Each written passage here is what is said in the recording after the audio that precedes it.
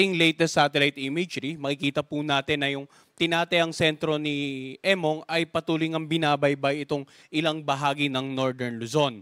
Kanina alas 10 ng umaga, ang typhoon na si Emong ay, or severe tropical storm na si Emong ay tinatayang nasa may bandang vicinity ng Kalanasan, Apayao. Taglay nito, ang lakas ng hangin na umabot hanggang 95 kilometers per hour malapit sa gitna nito at ang pagbugso naman ay abot hanggang 160 kilometers per hour.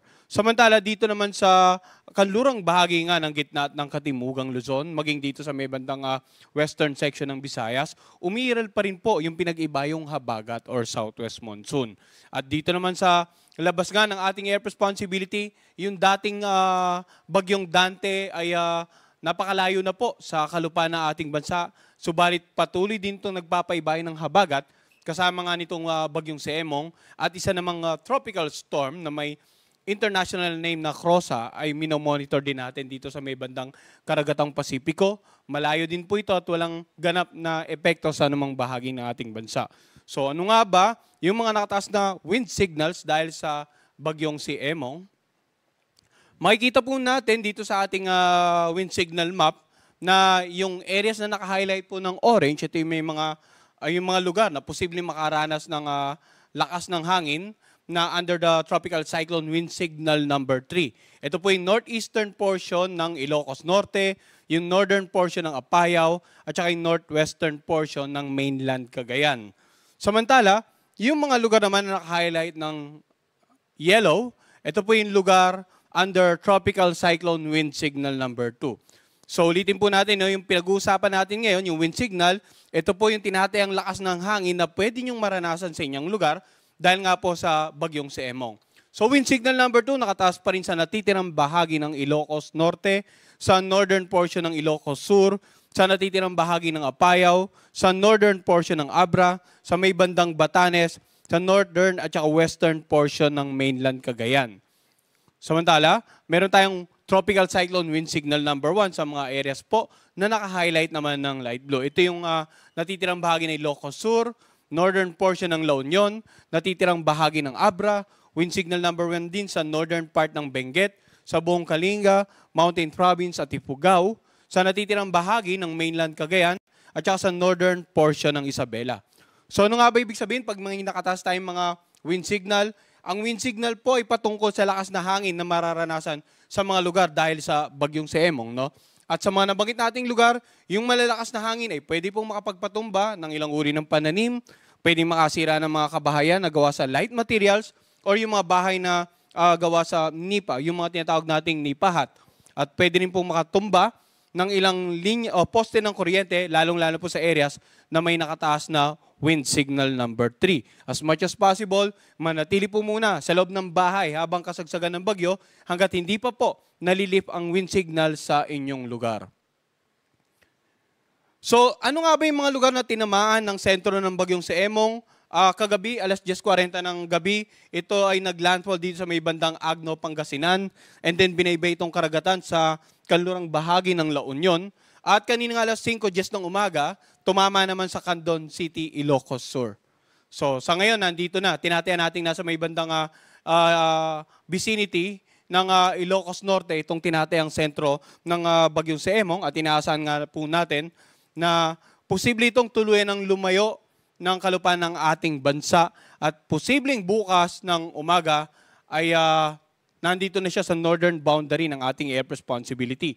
Inaasahan din natin from severe tropical storm category ay bahagya itong hihina into a tropical storm dahil nga sa patuloy na interaction with the landmass of the northern Luzon area. So nababawasan yung source ng moisture at nababasag din, nadidisorganize yung sirkulasyon ng hangin dahil nga po sa kabundukan ng northern Luzon area. So ulitin natin, no? Ang sentro na ng bagyo si Emong, inaasahan natin na patuloy ngang lalagpas na ng landmass ng ating bansa hanggang sa bukas ay tuloy nang lumabas ng ating air responsibility. Ngayon, pag-usapan naman po natin yung mga pag-ulan. Gaya ng binanggit natin kanina, bukod sa bagyong si Emong ay binabantayan pa rin natin yung umiiral na habagat na pinag-iibayo ng bagyong si Emong, yung dating bagyong Dante at nung tropical storm sa labas nga ng ating air responsibility. Ilang araw na rin nag-uulan dito sa nakararaming bahagi ng Luzon at mapapansin natin ang 24-hour rainfall forecast ay patungkol po sa posibleng dami ng ulan na mararanasan ng mga lugar sa loob ng 24 na oras. Linawin po natin na ito ang nilalaman ng ating weather advisory. Yung posibleng dami ng ulan na mararanasan ng mga lugar sa loob ng 24 na oras. Kumbaga 24-hour period o isang araw. At inaasahan nga natin na ngayon hanggang bukas ng tanghali ay posibleng may mga lalakas sa pag-ulan. More than 200 millimeters of rain dito nga sa Ilocos region at maging dito sa may bandang Benguet at sa Occidental Mindoro. Samantala, heavy to intense rains, yung orange, dito nga sa areas ng Central Luzon, Laguna, Cavite, Batangas, ilang bahagi po ng Cordillera Administrative Region at maging sa lalawigan ng Cagayan. Yung yellow areas naman, including Metro Manila, tinatayang makakaranas ng moderate to heavy rains, 50 to 100 millimeters of rainfall. Tingnan naman natin yung ikalawang araw na forecast, simula naman bukas ng makapananghali hanggang sa darating na linggo ng makapananghali. 24-hour period pa rin po, yung dami ng ulan. Mapapansin natin, bagamat nawala na yung kulay pula, pero yung concentration ng paulan ay halos nandun pa rin po sa kanlurang bahagi nga ng Luzon. So, ilang araw na nag-uulan, nandiyan pa rin yung posibleng mga bahaging lupaan na malapit po sa paanan ng bundok ay malambot na, saturated. Tapos yung mga daluyan ng tubig, yung mga ilog, mataas na ang level, inaasahan po natin na hindi agad-agad hupa dahil for the next 24 to 48 hours, may mga pag-ulan pa rin tayong inaasahan dito sa mga lalawigan nga sa kanlurang bahagi. At tingnan naman natin yung simula ng linggo ng makapananghali hanggang Lunes, meron pa rin tayong significant amount of rains, moderate to heavy, Zambales, Bataan at Occidental Mindoro.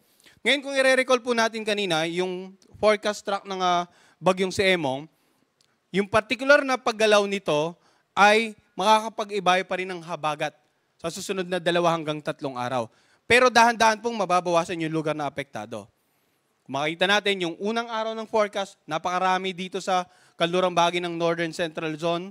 And then the succeeding forecast periods na 48 hours at 72, nabawasan na po. Pero hindi pa rin po tayo dapat magpakampante, no? Dahil yung mga pag-ulan, pwede pa nga rin pong magdulot ng mga pagbaha, lalong-lalo na sa mga low-lying areas o yung mga lugar na baha na sa mga oras na ito, hindi po agad-agad na huhupa, magsasubside. Dahil nga ina-anticipate pa rin natin o inaasahan pa rin natin yung mga posibleng pag-ulan sa susunod na 2 hanggang 3 araw. Yung mga kababayan po nating nakatira na malapit sa mga tabing ilog, at malamang mataas na yung mga level ng tubig doon, ganun din po inaasahan natin, no, hindi basta-basta huhupa at may posibilidad pa rin bahagyang tumaas sa mga susunod na araw dahil sa mga pag-ulan na dulot ng pinagsama epekto ni Emong at ni Habagat. Kaya sa mga kababayan po natin, hindi lamang doon sa mga lugar na may wind signals, kundi maging sa mga lalawigan nga na apektado ng Habagat, maging alerto pa rin po. At as much as possible, stay indoors kung wala naman pong importanteng gagawin sa labas ng bahay. Patuloy ding makinig sa update ng Pag-asa hinggil sa bagyong si Emong at sa Habagat at patuloy ding makapag-ugnayan sa kanilang local government at saka local DRR officials para po sa patuloy na disaster preparedness or mga gawaing pangkaligtasan.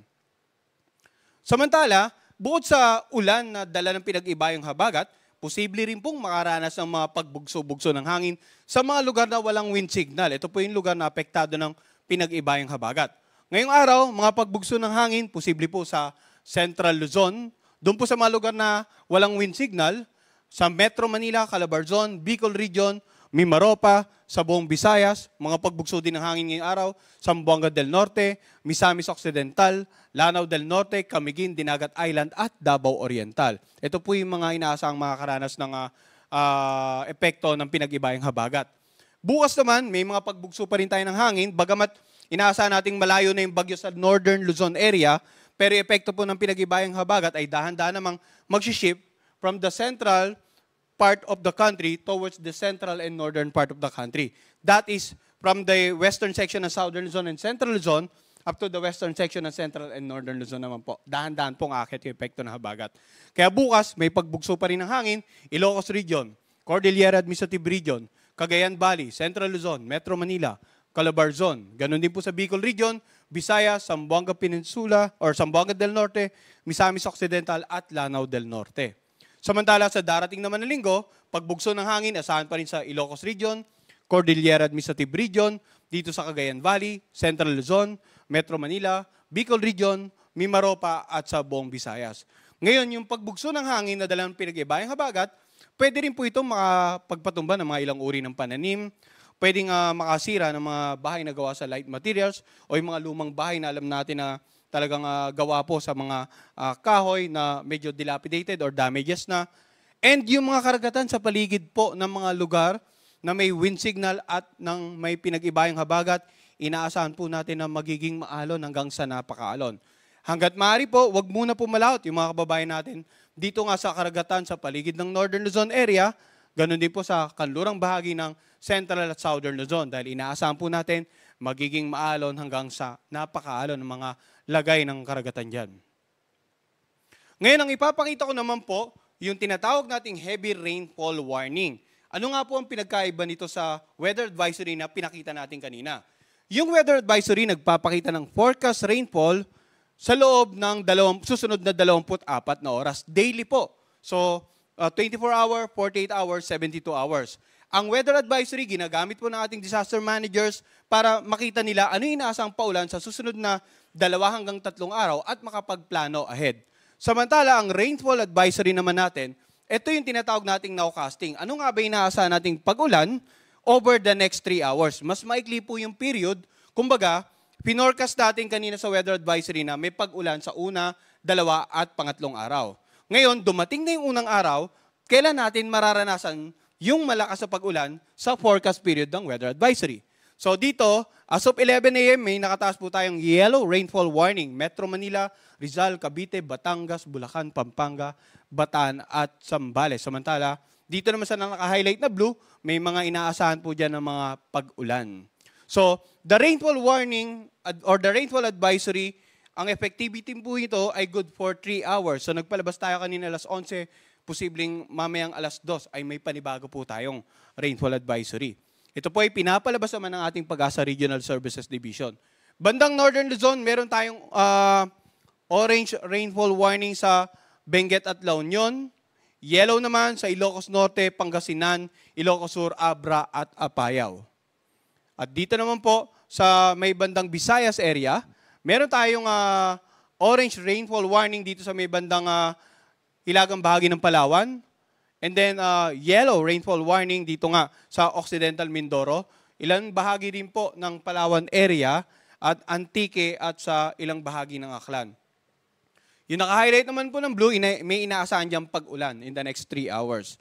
So, wag po sanang malilito yung mga kababayan natin kapag ginamit natin yung weather advisory. Ang weather advisory nagpapakita ng pag-ulan sa susunod na 2 hanggang 3 araw para maplano natin yung ating activity for the next 2 to 3 days. Samantala, ang rainfall advisory, para maplano po natin kung ano yung gagawin natin sa loob ng 3 oras sa araw na mismong nararanasan natin ang pag-ulan. Samantala, patuloy tayong magbibigay ng update sa bagyong si Emong. Ang susunod po nating Tropical Cyclone Bulletin ay papalabas naman mamaya alas 5 ng hapon. Ang tabayanan din po yung gale warning or yung babala ukol sa maalong karagatan. Ipapalabas din po yan mamaya alas 5 ng hapon. At ang ating updated na weather advisory patungkol naman sa mga inaasang pag-ulan sa susunod na 2 hanggang 3 araw. Yan po muna latest mula dito sa Pag-asa Weather Forecasting Center.